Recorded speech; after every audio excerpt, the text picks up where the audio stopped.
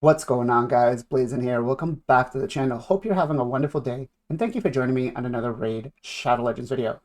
Guys, we are on my clanmate's account, Doomhead, and he's asked us to help him make his account a little more efficient for fusion-wise, right? So how do we do that? Well, we need solo farmers for a lot of the dungeons. So we're going to start with Dragon because that's the first one up, and we are going to be using a epic champion. So let's get into it. All right, so if you guys guessed it already, we are going to be using Uragrim. Uragrim is a solid epic. He's so versatile in everything he can do.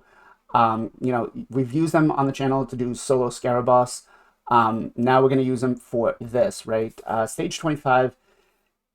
Don't get it wrong, guys. Don't get it twisted, guys. It's not going to be a speed run, right? Obviously, never ever is a speed run when you're trying to solo farm something. Now, is it consistent? So far, I've done close to about 100 runs and we haven't had any issues. So I think I died once, and that was before I kind of mid-max his HP to make sure that we had enough to live. Right now, the takeaway is going to be that Dragon is one of the easier dungeons to solo, right?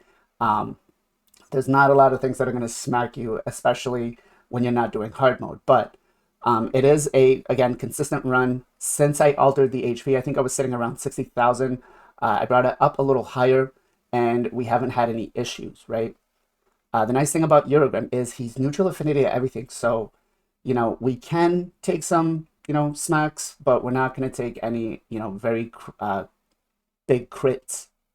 So, not bad for the first wave, a minute 12. Now, you could, if you ended up, changing some of the masteries up, make it a little bit faster. But will it be consistent? Will it be safe? I don't think so. I wouldn't really worry about, trying to make it faster. Just make it consistent, right?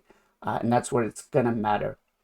So it's usually about a 2.5, 3 minute run at most. But again, farming it with food, right, as an epic champion.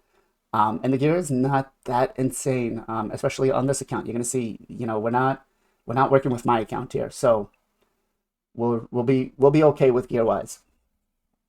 2 minutes almost, and we're past the ads. Now, if you did have some counterattack accessories, I definitely would use them. It would help speed up the run. But 2 minutes, 22 seconds at the boss. Boss is pretty much going to melt away really quickly here. And again, we're not, super OP gear.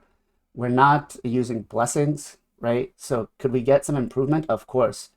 But we're not gonna be able to get it right now. 2 minutes 49 seconds. He's at about 30%. And this is what I'm saying. If you did have some counterattack accessories, they would work great. 2 minutes 57 seconds, and it's done. So let me show you guys the build. All right, so we are currently working with a regen and speed set. Now, if you don't have a really good regen set, then you could use a bolster along with an immortal set, right? That should make it a little easier for you. Now, counterattack accessories are going to be a must if you have them.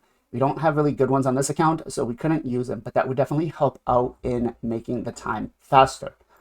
As for the build, we're about 70k HP, right? Actually, a little bit more would be fine. We could probably then maybe use it in some other dungeons. 3.1k defense, 251 speed. The speed does matter. You do want it. Even though he does have a speed lead, it still helps, right? We don't care about crit rate. We don't care about crit damage. Resistance. Now, because we're in stage 25, we only need about 350 to be on the safe side. If you can get higher, go for it. If not, it is what it is. 229 the accuracy, right?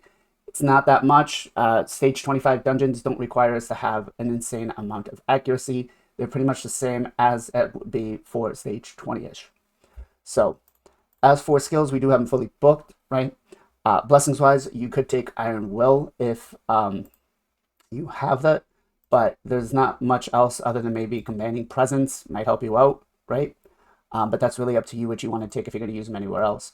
As for masteries, we are going down the support and defense tree. Now, if you did go down the offense, you could take Whirlwind of Death if you're really having issues with speed. and that'll make it so you're well above the 300 mark. But so far, this build works. We don't have any problems with it, right? So we did go down and we took Oppressor. We took Spirit Haste to get that extra 24 speed. Between him and his speed lead, we're teeter-tottering close to that, 24, we're teeter-tottering closer to that, 300 speed with that. We took Lasting Gifts. Evil Eye, not really necessary, right? I'd probably take Lord of Steel, but, in case we use them anywhere else, it might help. Cycle of Magic, right? We're going to use that. We're going to take Arcane Celerity, right? Every time one of our debuffs gets removed or cleansed or whatever, or expires, we're going to gain some extra turn meter, and we're putting up a lot of poisons, so it's going to help.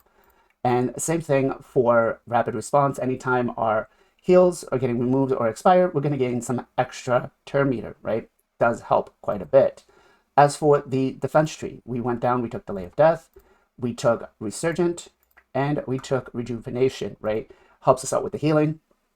So overall, not a very difficult build. It is, again, consistent. I would definitely urge you guys to build your Eurogrim if you don't already have a farmer for Dragon. He does help, right?